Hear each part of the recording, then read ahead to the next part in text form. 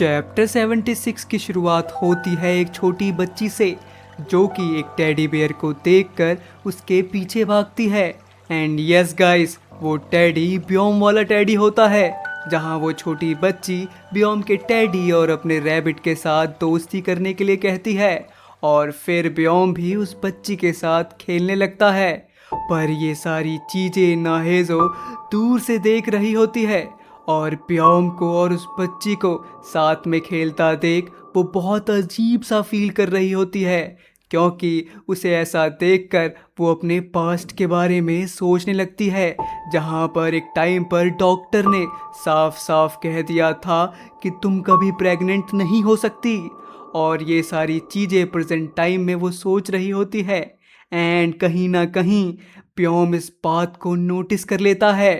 तभी हम थोड़ी देर बाद का सीन देखते हैं जहाँ पर जब वो दोनों घर जा रहे होते हैं तभी ब्योम नाहेज़ो से कहता है, नाहेज़ो कुछ हुआ है क्या, तुम मुझे बता सकती हो।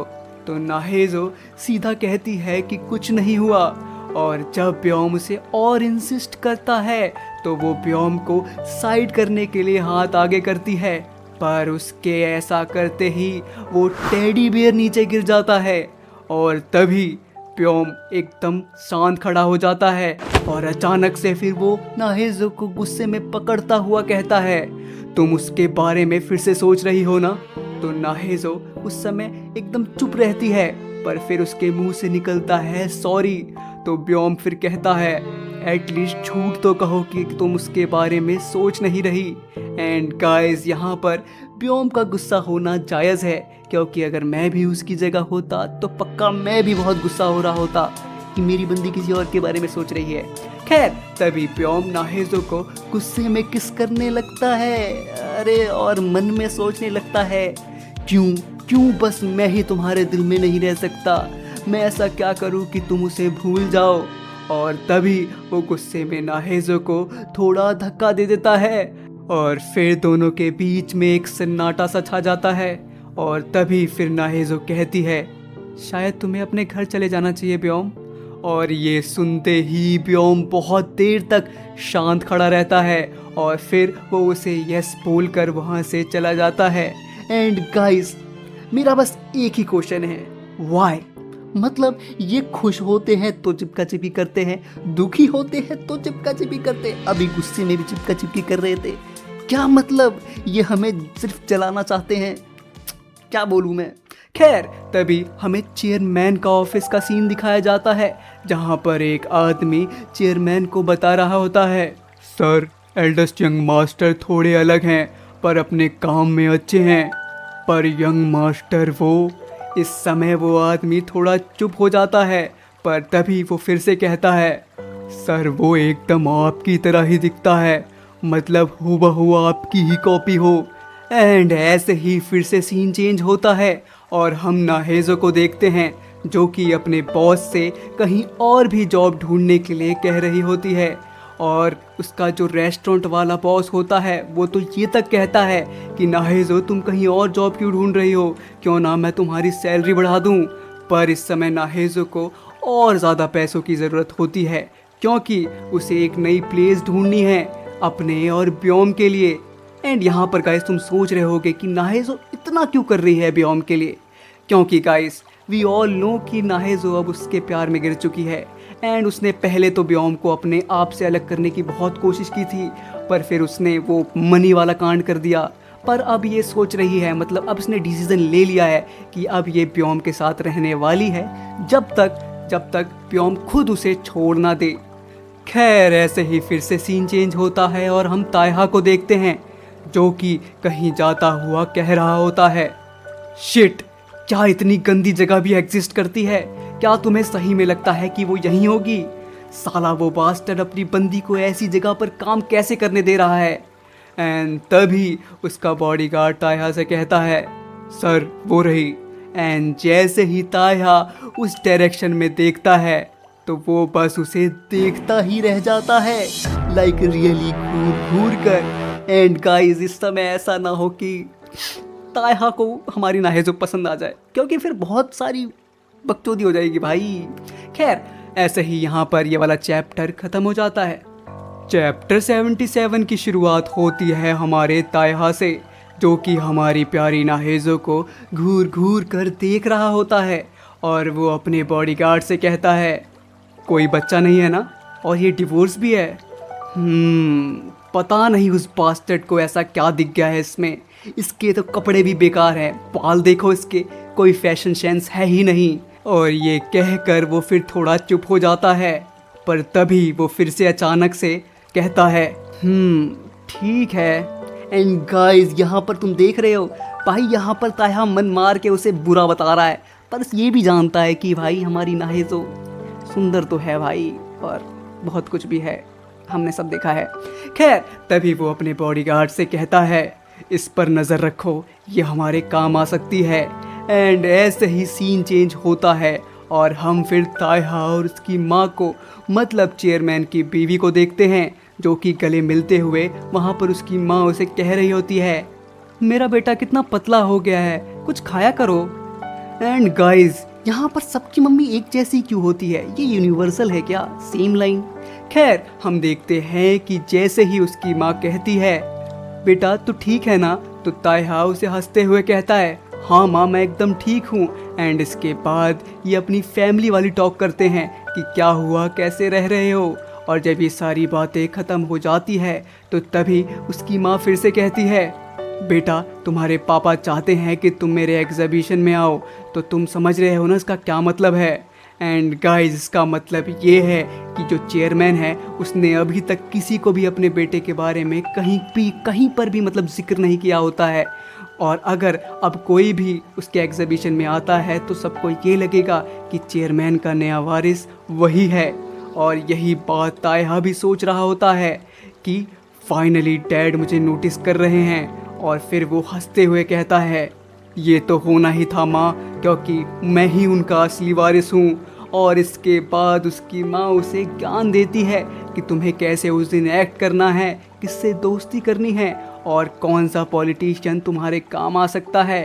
और जब वो ये सारी बातें वो तायहा को बता रही होती है तो तायहा अपने मन में सोच रहा होता है माँ, आप मुझे अभी भी बच्चा समझती हो, मैं अब बड़ा हो चुका हूँ और मेरे पे इतना दिमाग तो है कि कम से कम मैं किसी शादीशुदा औरत के साथ नहीं सो रहा उस बास्टर्ड की तरह। एंड साथ में वो एक प्लान भी बना रहा होता है कि वो कैसे ब्योम को अब परेशान कर सकता है। एंड गाइस, मुझे लगता है कि कुछ तो होने वाला है भाई, तायहा कुछ करने वाला है।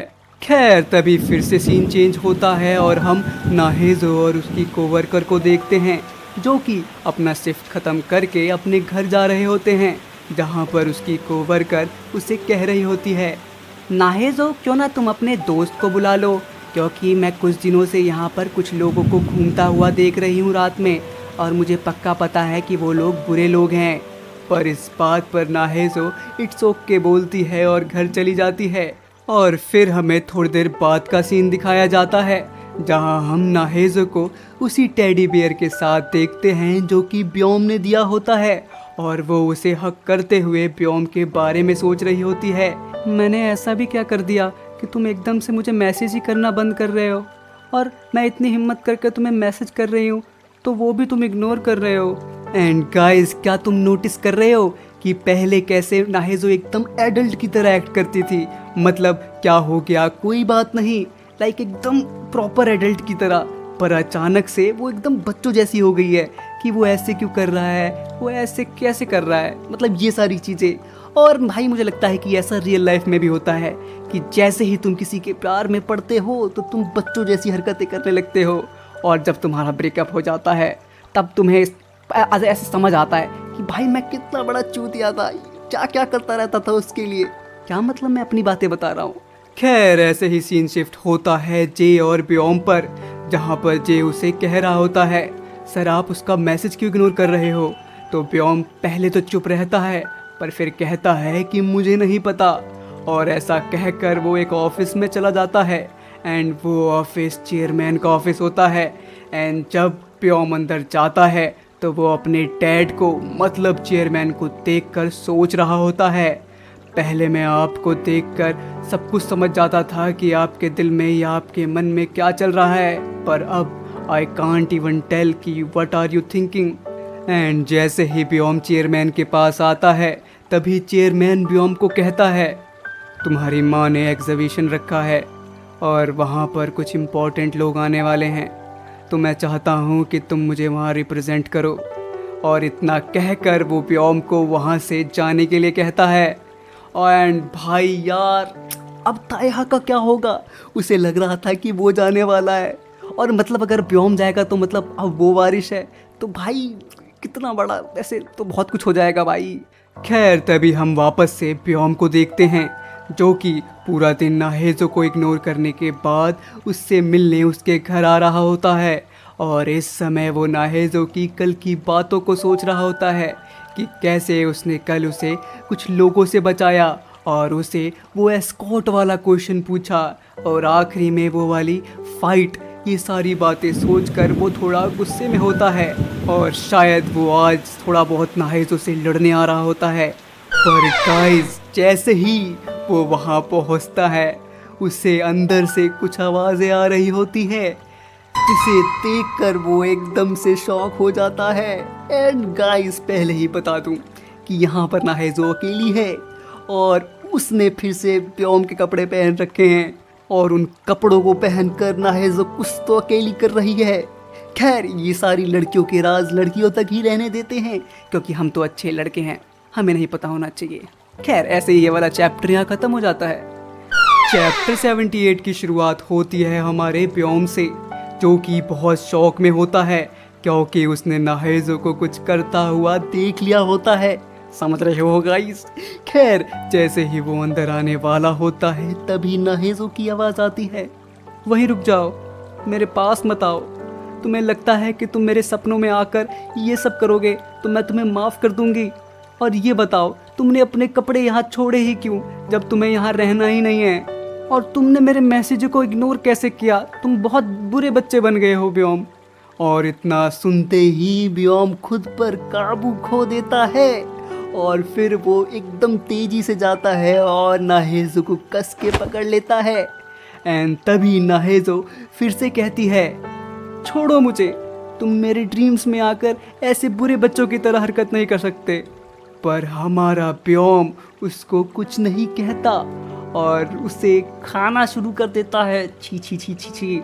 और जब ब्योम उसे खा रहा होता है तभी नाहेजो सोच रही होती है कि बस अब ये ड्रीम ख़त्म ही होने वाला है।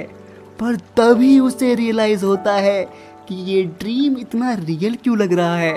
तो वो ब्योम से कहती है, ब्योम क्या तुम यहाँ सच में हो? तो ब्योम धीमे से कहता है। तो फिर नाहेजो पूछती है, सच में हो? सच्ची सच्ची हो? और ये सुनते ही नाहेजो उठने लगती है और कहती है, ब्योम कभी भी ऐसे नहीं कहता, तुम ड्रीम ही हो। पर तभी ब्योम फिर से उसे पकड़ लेता है और उसे पकड़ कर कहता है, सॉरी तुम्हारा मैसेज इग्नोर करने के लिए, एंड सॉरी कि मैं रियल हूँ। और जैसे ही नाहेजो को रियलाइज़ हो जाता है कि ब्योम यहाँ पर सच में है, वो बहुत ज़्यादा एम्बैरस हो जाती है और साइड हटने की कोशिश करती है। पर अब तक तो बहुत देर हो चुकी है क्योंकि ब्योम का दिमाग ऑलरेडी कहीं और जा चुका है।